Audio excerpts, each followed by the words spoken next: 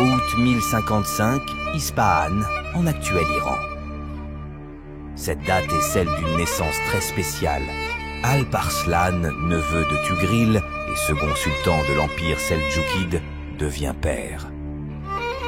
L'enfant a devant lui une grande destinée et un visage auquel on associera l'empire de son père.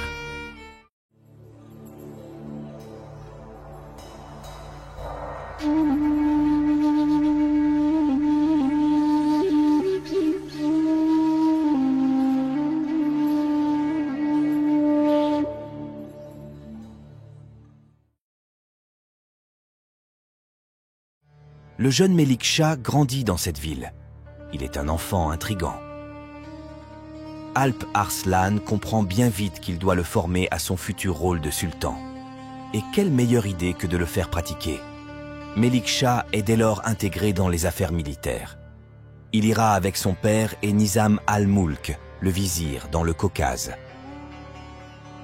L'empire seldjoukide vient de naître il y a de cela 2 générations, et il est en pleine période d'expansion. Le sultan donne le départ. Après la rivière Arras, il divise l'armée en 2. Il dirigera l'une des moitiés et son fils et son vizir l'autre. À 9 ans, le courage et le commandement de Melik Shah leur permettent de prendre nombre de forteresses byzantines au royaume de Géorgie. Alp Arslan est maintenant certain que son choix est le bon. Cet empire n'en est qu'à ses débuts. Le sultan souhaite alors renforcer ses liens avec le khanat karakhanide. Leur position serait renforcée, facilitant leur expansion. Cela apporterait également une stabilité intérieure dans l'empire.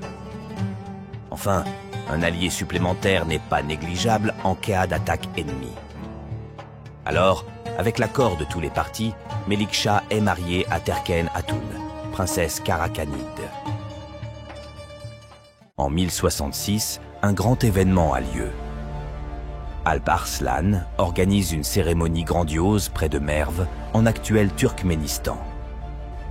Les plus grands de l'empire y sont invités. Là, ayant l'attention du public, Alp Arslan désigne officiellement Melik Shah comme son héritier. Il sera le 3e sultan seldjoukide. Avec cela, Ispahan lui est donné en fief. Melik Shah se voit confier ses premières responsabilités au sein de l'empire. Il dirigera des armées pour des batailles qui seront décisives. Revenons en 1068 en Empire byzantin. Il brille surtout en Asie mineure, son cœur stratégique. Cependant, le jeune empire seldjoukide, âgé de 2 générations, veut s'étendre. Et cette terre est une excellente cible. Un conflit règne alors entre ces 2 puissances. Romain IV Diogène, général devenu empereur, lance alors une série de campagnes pour repousser l'ennemi. En 1071, Alp Arslan prend les armes une bonne fois pour toutes. Il veut affirmer son empire. Il lance une campagne en Syrie destinée à repousser les Byzantins. Évidemment, Melik Shah est à ses côtés. Tandis que son père va confronter l'empereur byzantin à Manzikert, lui reste à Alep. Là, une bonne nouvelle lui parvient.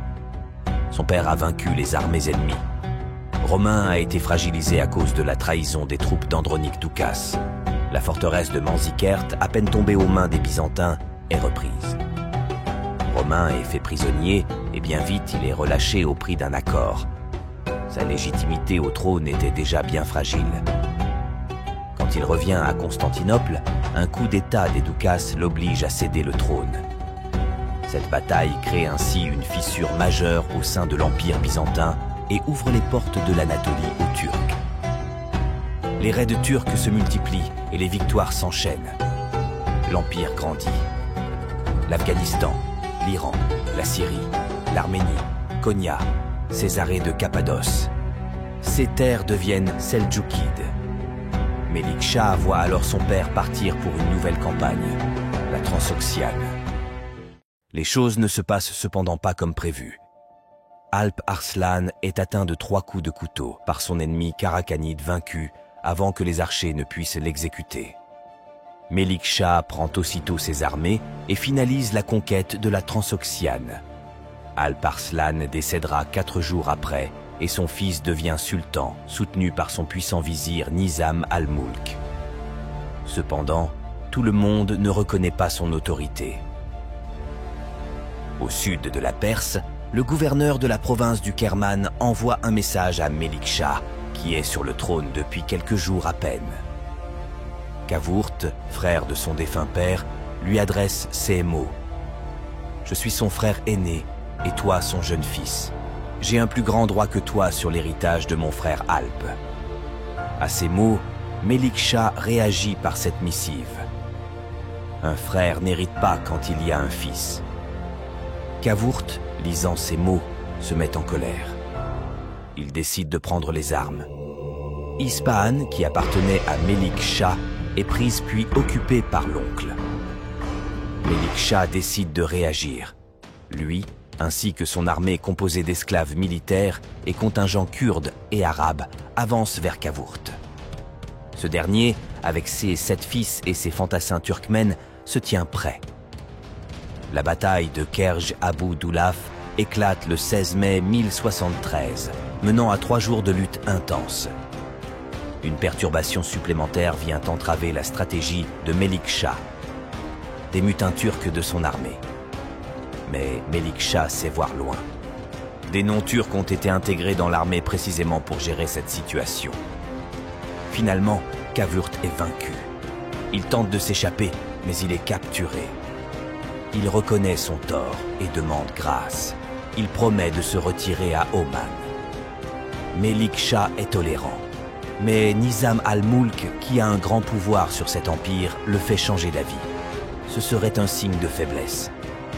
L'oncle est alors étranglé avec la corde d'un arc. 4 de ses fils sont exécutés et 2 sont aveuglés.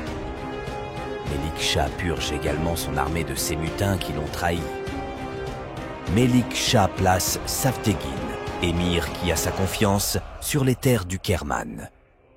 Ses rangs purgés, il mène enfin l'expansion débutée par son père. Les Karakanides, qui, profitant de la mort de Alp Arslan, avaient envahi le Toukharistan en terres afghanes, furent vaincus et Melik Shah prit la ville de Temrez. D'un enfant curieux, il devient dirigeant d'un empire naissant. Sa stratégie et son intuition, par la pratique, sont devenus tranchants. Ils sont là pour l'aider à conquérir ce monde immense qui l'attend.